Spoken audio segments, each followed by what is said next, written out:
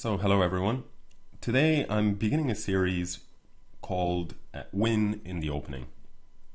And what I'm going to do is I'm going to be taking some of the most popular openings. Today I'm going to be starting with the French defense. And I'm going to look at lines within these openings and I'm going to be focusing on typical opening traps and also typical opening ideas, possible attacks, just things to watch out for in general. So kind of the benefits of an opening, but also the drawbacks of an opening from both perspectives. For today, I'm going to be starting with, I've chosen the French defense, and because I'm going to be looking at it from the white perspective, I broke it down and I'm going to be looking at the French defense advanced variation for white. And I'm going to be examining over a series of several episodes, I'm going to be examining how white can get an advantage out of the opening, or in fact can actually win straight out of the opening if his opponent is not careful. So what I did is I looked at many games in the database and I tried to figure out where black goes wrong and goes wrong quickly. And I think it's very useful to look at this, because next time that you're facing the French defense as white, and if you decide to go for the advanced variation, you will have a much better idea of where the danger may lie for your opponent. So you will know where to look for. And if your opponent makes one of these common mistakes that we're going to be taking a look at now, then you're prepared and hopefully you will be able to see the idea, see the move over the board. So for the first episode, I want to focus on several different topics. The first one is in the French defense, which we will put on the board right now. It's e4, e6, d4, and d5.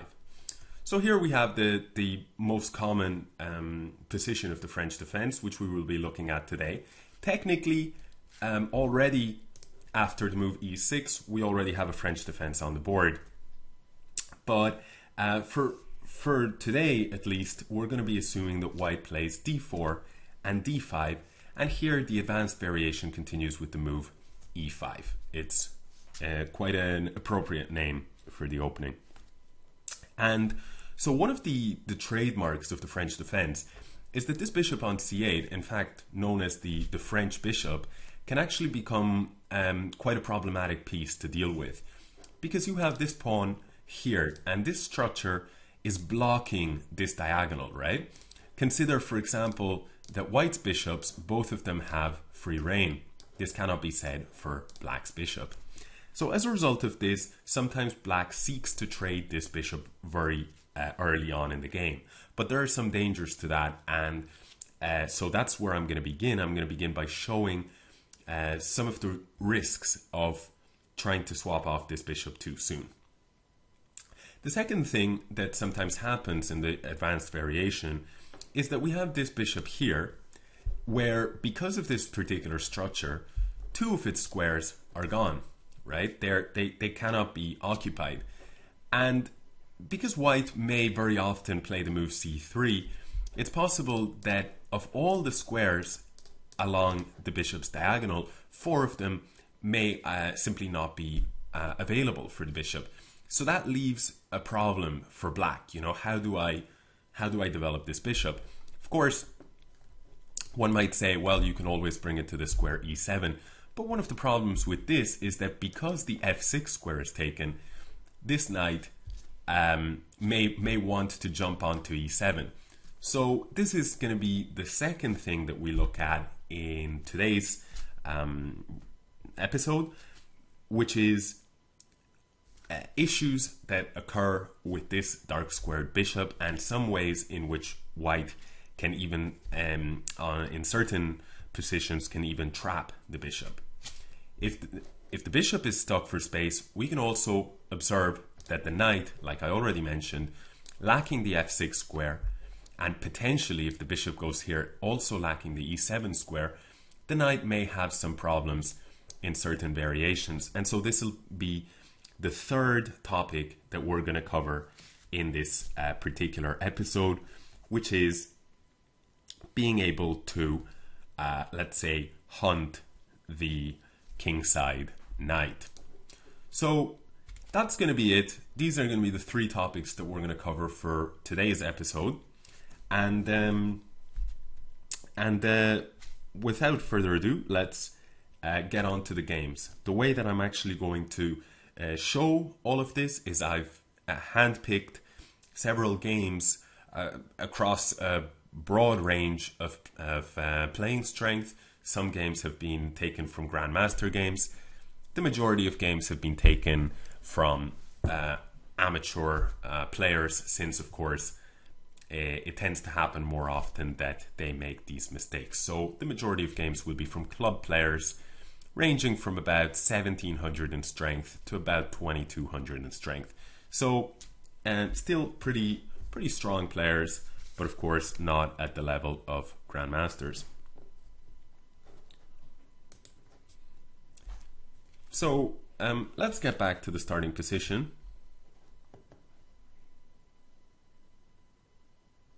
Or in fact,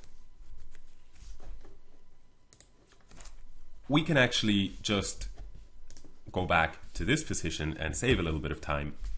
And now we will show one of the ways in which black continues. The move c5 makes perfect sense.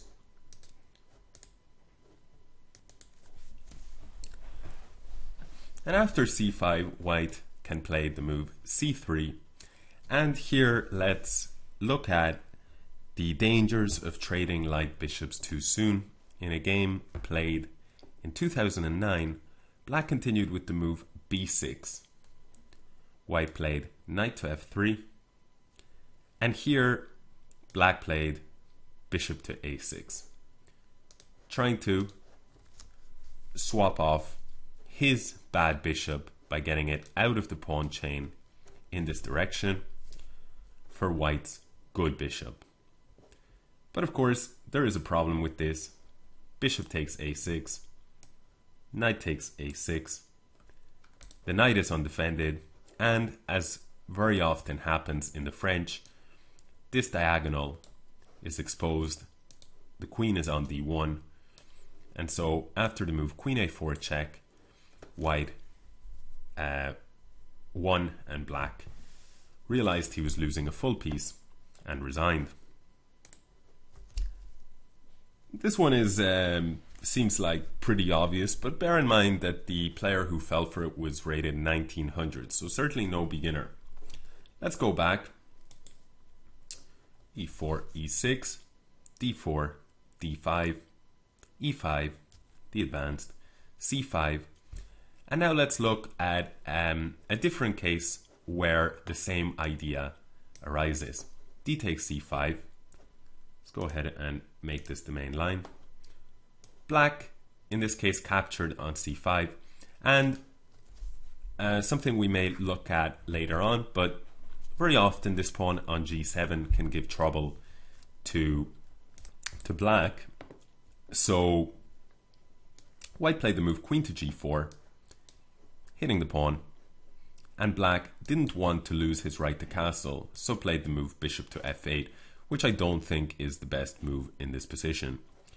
White brought out his bishop, and now black starts his ill-fated plan of trying to exchange his bad bishop for white's good bishop. White continues knight f3, and now black plays the move bishop to a6. In this case, this diagonal is not available, but the queen on g4 can still eye up this important a4 square. White played bishop takes a6, and here black in fact didn't recapture because at the last second saw that queen a4 check would win his piece. But of course, in desperation, he played the move f5. Here white could have continued with queen a4 check.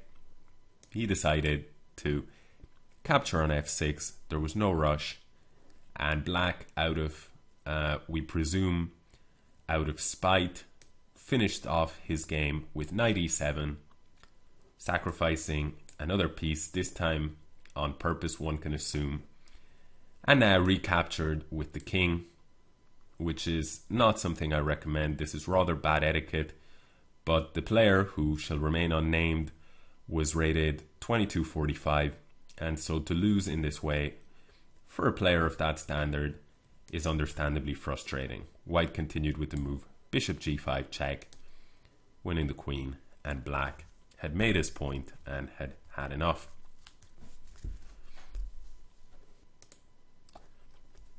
Let's take a look at one more example of the exchange of the bishops being premature. This one's a little bit of a different spin on it, and actually, funnily enough, the game was played in the country where I live, Ireland, by two players, both of whom I know personally and have in fact played against before, but I shall not reveal their identities. So once again, we have a French on the board. White goes for the French advance. Black plays the natural move c5, and in this case, White played the move c3. And after the move c3, this time around Black went for queen to a5. A little bit early to bring the queen out, but the idea behind it is that after c takes d4, because the king is on e1, White is not going to be able to recapture c takes d4. White decided to play d takes c5 to try and use the position of the queen here. Now with bishop takes c5, there are some problems with the move b4.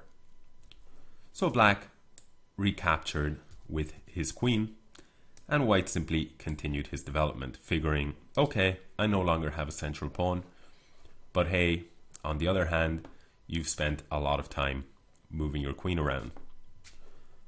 Black now decided that he would be a little bit greedy, brought his bishop out with the intention of swapping it off very, very fast, getting rid of his bad bishop. White played the crafty move bishop to d3, and now Black went for bishop to b5. In these situations, there's a lot of danger because White is attacking the bishop once, and it's only being defended once, and the queen here is vulnerable to being attacked. White, in fact, played the move bishop to e3, hitting the queen, and now Black resigned, realizing that the only way in which he could hang on to the defense of the bishop is by moving the queen back to c6, but after knight d4, he would lose, at the very least, a piece. So those are just three examples. There are many, many more examples that we could look at. I saw, this has happened. This loss of the light squared bishop has happened to probably hundreds of games over the years. But hopefully you have the idea. And so in the future, as White, keep in mind that if Black chooses to exchange his light squared bishop too soon, there can very often be tactics in White's favor. Why is this? Well, one of the reasons is because this diagonal is open, and so the queen can often jump to a4. As we saw, even if the queen is at g4, it can also get onto the a4 square. And if Black has brought his bishop out in this way, then that can be particularly effective.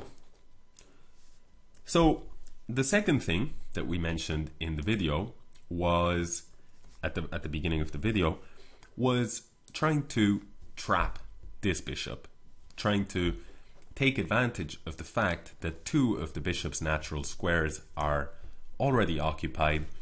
And we should keep in mind that very often Black doesn't really want to bring his bishop out this way. One of the reasons for this is because Black has set up his pawns on light squares, and so this is really going to create a lot of weaknesses along the dark squares. So in this position here, black tends to try and hang on to his one dark squared kingside pawn, because then there's a little bit more harmony within his pawn structure, a little bit more integrity. So let's go and move on to the games now. So we have this position on the board, and now black chose to move queen to b6. This is a game between, in the under 18 Russian championships, white is a 2300 player and black is a 2150 player. So it's a pretty strong players, but let's see where black went wrong. White developed his knight. Black played to move bishop to d7. White brought his bishop out, and black tried to once again exchange his bad bishop for white's good bishop. Very, very common, and in some situations absolutely correct. White captured on c5. Now take a look how this trap that we saw in the last one, black sidesteps the trap. If queen takes c5, now you know that the move bishop to e3 would force queen c6, and then knight d4 would pick up the bishop, like in the last game. However, here black is able to capture back with the bishop, and white goes ahead and castles. Now black has the problem that because he has less space, remember with the in the French advance, one of the key factors is that white grabs more space, and that makes black's life a little bit complicated. So black wants to bring his knight out and finish his development, but he doesn't really want to bring the knight out by h6, because after bishop takes h6, g takes h6, his kingside pawn structure has been destroyed. So instead black goes ahead and brings his knight out to e7. But unfortunately, he missed a very typical idea in the French, which is this bishop doesn't have so many squares. Are you able to see how white won the game with his next move? So it's not rocket science in this case. b4 simply captures attacks the bishop on c5, and it doesn't have any squares to go to.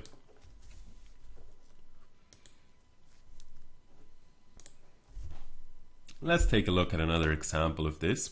Let's go back to the beginning. This game actually started off in a little bit of an unusual move order, but it went back to the French advance later. White played the move knight f3.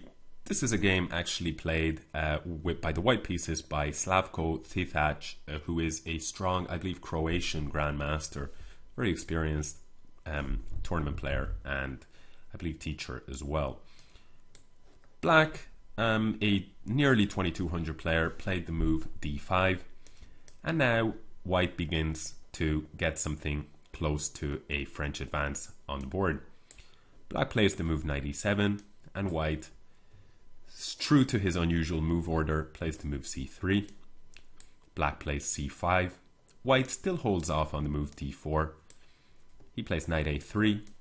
Black brings his knight out, d4, and now you can see that this French advance structure has appeared on the board. Black captures, and white recaptures. White's knight is a little bit oddly placed here, but it can perhaps go back to its natural square at some point, or, as we see in the game, after black plays the move knight f5, white's idea is revealed. He wants to hang on, he wants to overprotect the d pawn, and he plays the move knight to c2. Black plays queen to b6, white plays bishop to d3, and now black plays knight to b4. White captures. He definitely doesn't want to part with his d3 bishop. It should be noted this bishop is key for white to get an advantage in many lines, because when you put your pawns on dark squares, then in general the bishop that you really want to hang on to is the bishop of light squares. And if you had the pawns on light squares like black does, then the good bishop is usually going to be this one, and the bad bishop is going to be the one on the same color as your pawn structure, especially as your central pawn structure. So after bishop takes b4 check, white plays the move king to f1, and now black castles. But white had set a nasty little trap. Notice again, this bishop, if attacked with the move a3, could not go to a5 because b4 would win the piece, and therefore it only has one square to return to.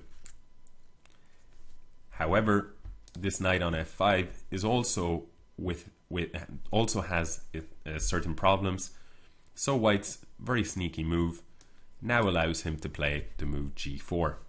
Black's knight cannot go here because the f3 knight covers, and if it goes to h6, well then, after either a move like queen c2, trying to pressure this point, or perhaps the simplest route, bishop takes h6, g takes h6, then with this pawn structure, certainly it would not be very pleasant for black, and I think already his position may be lost. Certainly even white can continue with a move like g5, his king relatively safe on f1, and black's king side is simply gonna collapse. So because of this, after g4, one point I should make, a point worth noting, is that black cannot capture the pawn on d4. This is a very typical idea in this line and in other openings. After knight takes d4, queen takes d4, the queen is being x-rayed, and white has the move bishop takes h7, winning on the spot. So instead, black played knight to e7,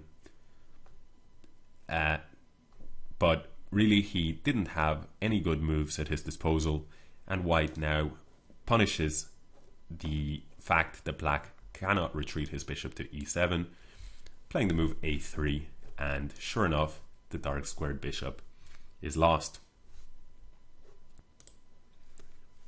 So that one was a little bit more complicated than the previous one that we saw.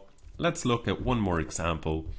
Very, very similar, a game played in 2002 between a 2200 player with the white pieces and a player just under the 2000 mark with the black pieces.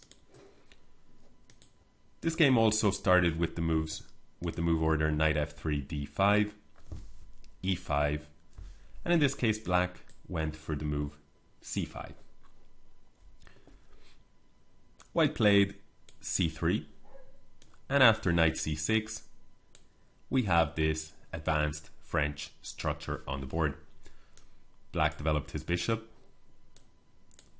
white developed his bishop. And now, once again, we go back to this issue that these two pieces are often competing for only one square.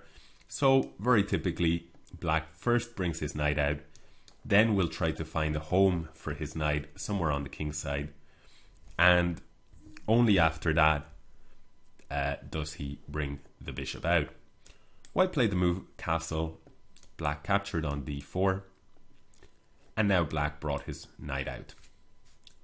White brought his knight out. He's not too worried about bishop takes a3, because then white would gain the bishop pair. Black kept his bishop, and white now brought his knight to the defense of the d4 pawn. Black brings his queen out, and white does likewise. Black now plays the move h6, trying to take control of the g5 square, because in many situations what black wants to avoid is to move bishop to g5, because like we said in this pawn structure, black generally wants to keep his dark squared bishop because he has light squared pawns, and white generally wants to keep his light squared bishop because he has dark squared pawns. So h6 makes sense in this regard. But notice one thing, this knight is now a little bit stuck for choices if it does get hounded at some point. White continued with the move b3. For now, this move would just be met by knight h4, and white would have weakened his kingside for no good reason.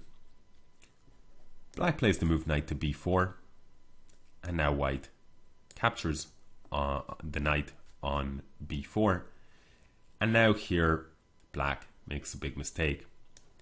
He captures, he makes the natural capture of the knight with his bishop, but unfortunately here white has the very strong g4. Now, in the absence of the bishop being here, the h4 square is not controlled, and so the knight has no option but to retreat to e7.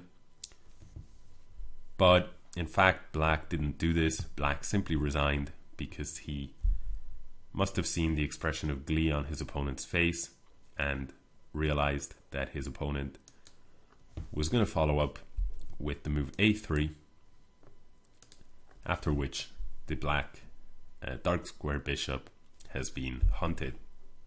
The only square would be a5, but after b4 the position is hopeless. So far we've looked at the dangers of trading the light squared bishops too soon for black, and the second thing that we've looked at is the danger of for the dark squared bishop, because sometimes it just doesn't have enough squares to go to.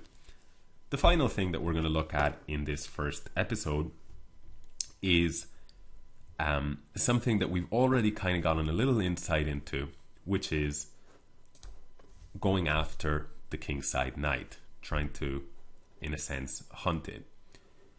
We saw that when the knight goes to f5, there's always this g4 idea, and in this case the knight can be saved at the expense of the bishop, but sometimes it's the other way around and it is the knight that is lost.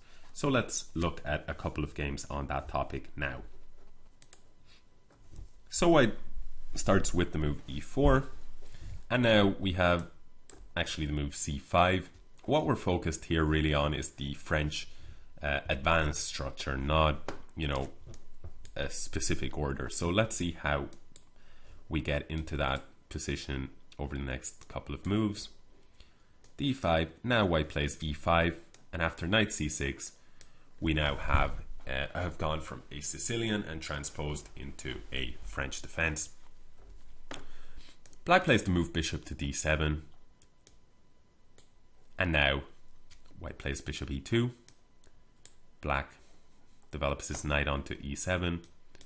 White castles. Black plays knight f5. Keep in mind this is a recently played game between two pretty strong players.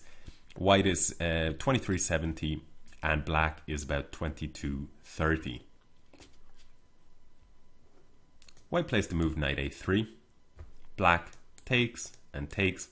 Notice how black is not interested in general in these lines to part with his dark squared bishop, even if white's pawn structure would be worsened by it.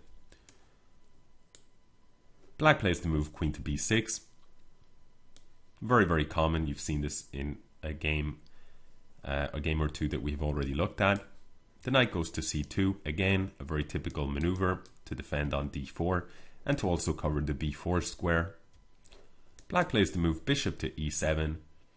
Now keep in mind, he's now locked the door for the knight to return via e7. White plays b3. And black plays f6, undermining the center. But unfortunately, allowing for a nice tactical shot against the knight. We've seen this idea before. White plays g4. Problem is, in this case, the presence of the pawn on f6 means that knight h4 is not an option. So do watch out for that in your games. If black at some point loses the right to go to h4, because very often you may be able to take advantage of this. Black played the move knight h6, and at first sight it may seem as though everything is okay for him, but after white played the move e takes f6, black immediately resigned. The problem is black can capture the pawn back in two ways, but if he captures with the bishop, then the bishop and the knight are pinned and the move g5 wins the piece. And if he captures with the pawn, then the knight is undefended and white wins the piece that way as well. Perhaps black could have stubbornly continued with a move like bishop to f8, but he's down a pawn, and probably, I don't know, I would have to look at it in a little bit more detail, but probably bishop takes h6, g takes h6, and then this pawn, maybe you can even go ahead and hang on to it like this, and it's a very, very strong pawn. But otherwise, there are several ways in which white can continue. It's a really very, very unpleasant position to play for black. So black had seen enough and resigned. Okay, so that's it for today's first episode. The three topics that we covered was the dangers of trading the light squared bishop too soon, the dangers of the dangers for the dark squared bishop, because so the dangers for the light squared bishop when it gets traded too soon on a6 typically, but sometimes also on b5. That's the first thing that we covered. The second thing that we covered is the danger for the dark squared bishop, because in this structure white has already taken two of the squares for the bishop, and again we looked at this problem of the knight and the bishop often competing for the one square on e7. And finally, the last thing that we looked at is the possibility of hunting the kingside knight. Typically this happens on the square f5. However, actually, I have just realized that in my notes for this, I wanted to cover one more thing, and that is when the knight first goes to e7, it typically does go to f5, but sometimes it goes to g6. So how to play against that? Let's take one quick look at one more game before we wrap up this first episode. So in a game played in the Moscow Olympiad many years ago in 1994,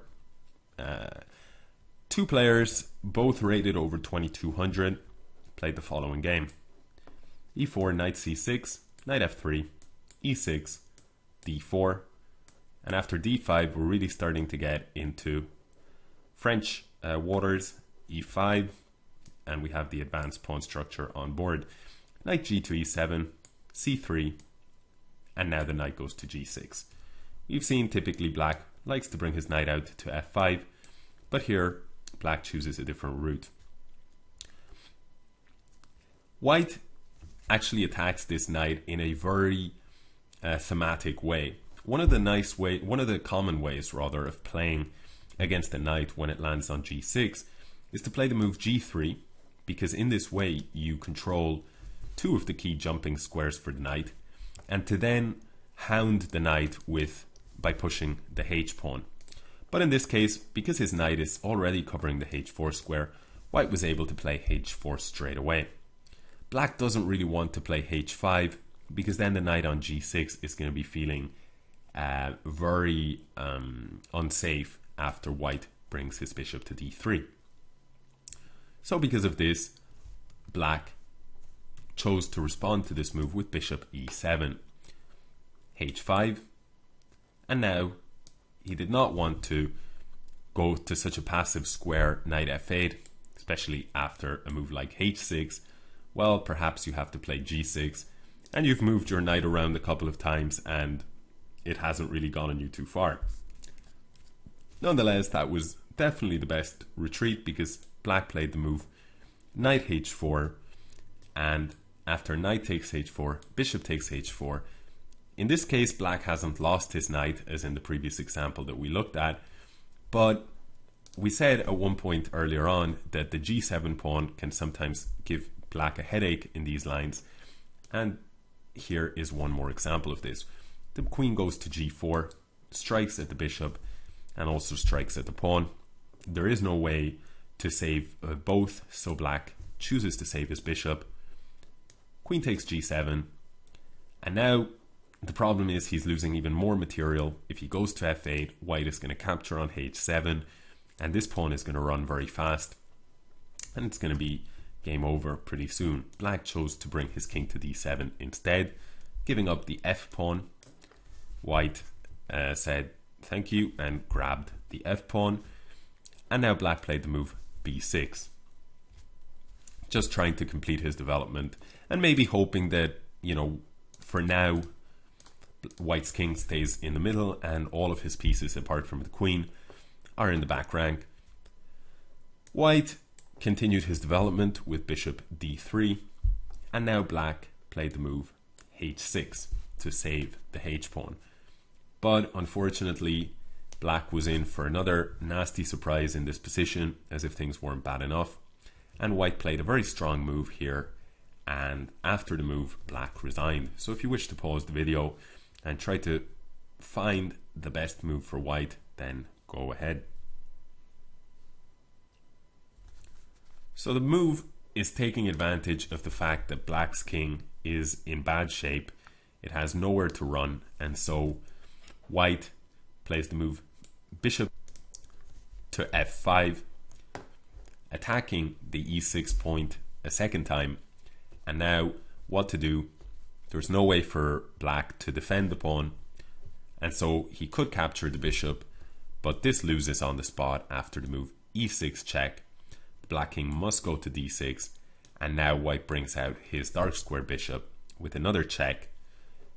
There is nowhere to run, so black has to block and give back the sacrificed piece. White takes it, and after king to c6, the h8 rook also falls.